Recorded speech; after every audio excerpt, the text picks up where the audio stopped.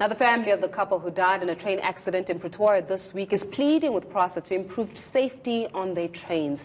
3 people were killed and more than 600 others were injured when 2 trains collided earlier this week. NCA's Tshogwacho Moage joins us now to tell us about the experience and also just following the story as she also went to the couple's home. Thank you so much for joining us in studio this evening.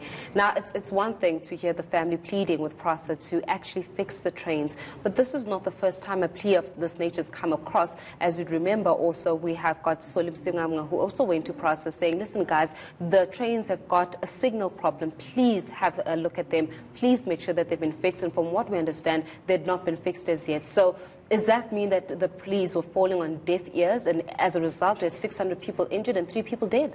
Good evening, Faith. Yes, it does seem like pleas are falling on deaf ears. I mean, this particular family was really just pleading that they fix things like the windows, with the issues that there aren't windows on the trains.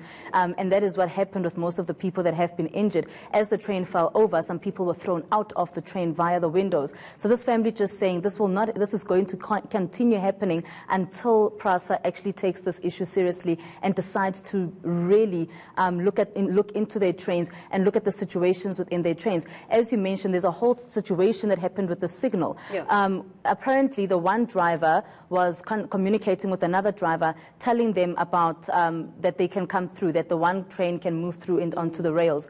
But then it was not the right train to be moving at that point in time. Because of that break in communication? Absolutely. And there's an accusation, an allegation rather, that these people, that the train drivers are actually working on their cell phones and not necessarily the proper equipment that is needed for them to communicate. And that is what now has led to 6 children being orphans without their parents. Now, on the other side of it, what has been the word from Prasa? I understand that they had that walk-in center that has been established since Tuesday's accident as well. But one thing is to open up that walk-in center. 600 individuals need to be claiming. And obviously, when it comes, including those individuals that have lost their family members as a result of this train accident, what has Prasa said to, number one, acknowledge such, but number 2, also have some form of accountability for having ignored the pleas prior to this accident even taking place? Well, what I have seen and what I've heard, there hasn't really been anything from their side acknowledging that they could have prevented this from taking place. And I suppose it is an accident. You know, accidents do happen, but there is a communication barrier that is definitely there within Prasa trains.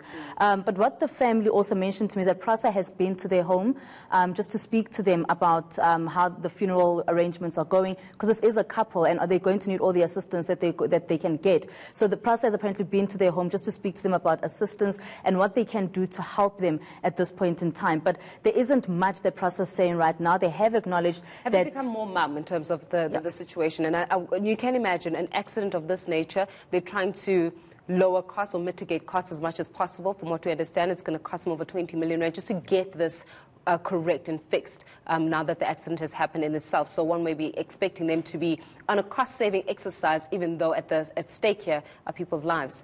Absolutely. There's a lot of cost that is going to go into this, because when I was on the rail this afternoon, you could see the one coach that had fallen over. It's terribly, terribly damaged. When I spoke to Lily Ann Mufukeng from Prasa this morning, or yesterday rather, she then informed me that all the planning and all the repairs are done. So this week they'll just be testing that everything works smoothly, and I hope that they'll also be testing the communication between the one driver and the other. So that is then what the plan is for this week, but it's going to cost a lot of money to fix things like this every single time it happens. And one may wonder that is it a cost that could have been prevented had the initial maintenance actually been upheld? Because when you're speaking about how there are no windows on a train, that should not have even been allowed. People should not even be allowed to go into any form of transportation where there are not even windows. Absolutely. And what the family also said is that people go to that particular, you use a particular mode of transport because it is what you can afford. And for them, it was the cheapest mode of transport, and they were trusting Prasa to make sure that they are safe at all times. And then this situation happens where people are thrown out of windows, that a train that does not even necessarily have windows to actually protect people when something like this happens. And I mean, as you mentioned, more than 600 people were injured in this particular accident. That's a lot of people. Bodies were obviously lying around. But it comes down to Prasa and how they are going to fix the situation. How are they going to ensure that their trains are actually safe for each person that is going to use them, because it is a mode of transport that a lot of people in South Africa use. Absolutely, and of course the routes, when can we be anticipating the routes being reopened, as you're saying that the communication is all about testing and ensuring that, you know, the signals are working and that the communication is much better to avoid such an accident from taking place again? Well, that is what Lily Ann told me, that from this week they'll be testing that particular train rail just to make sure that everything is running smoothly, and then I think from the following week they will officially open it again for services. And then just before we let you go, when it comes to these claims, we all know that when it comes to claims and state-owned enterprises, we all know it takes a long time. But these are families that don't have a long time because there are health implications, and then there are costs that are implications of it, especially for those individuals that have lost their loved ones and their parents. Do we know how long the claims are going to be, or the process of claiming? Any word around that?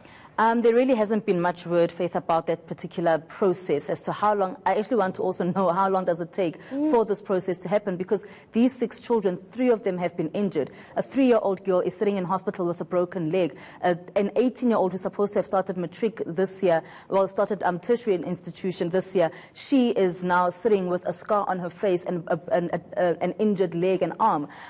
But we wonder, how long do these claims actually take? Because I'm sure that this family will be claiming from Prasa, because these children will continuously need medical attention. And then there's also counseling that has to come with such particular accidents. So it is a really interesting and valid question that we need to ask Prasa as to how long do the claims take and what is the process when one wants to claim from them. Shukrat, we're going to leave our conversation there, but thanks a lot for joining us this evening, shedding some light there on that accident that took place on Tuesday. As we're hearing, more testings will be taking place this week before the routes actually get open.